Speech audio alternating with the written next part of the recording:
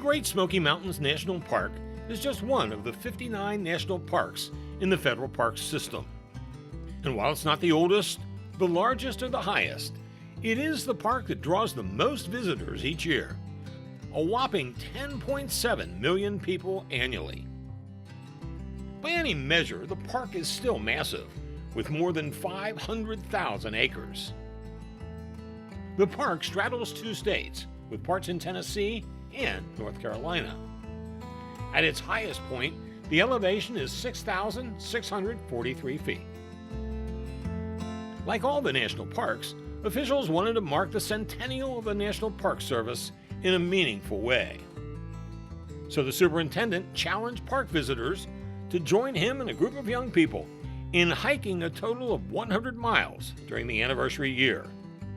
While that's quite a challenge, the response has been overwhelming. We already have hundreds of people who have hiked their 100 miles, and they can do it in any way they want to. They can hike the same trail over and over again. They can hike different trails. It can be way into the backcountry on the Appalachian Trail. It can be right here by headquarters in our front country on some of our recreation trails. So you can do it in any way you'd like, which is broaden the scope of it. Hoyer's specialty is the park's backcountry, which consists of 848 miles of trails. It also includes more than 100 campsites and shelters.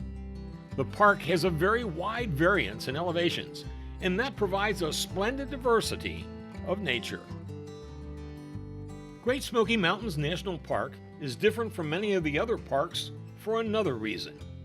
Many in the West, for instance, came about when land that was virtually untouched was designated for park use. Not in the Smokies. This land was in use in the late 1920s and early 30s when a true conservation effort by citizens was part of its creation.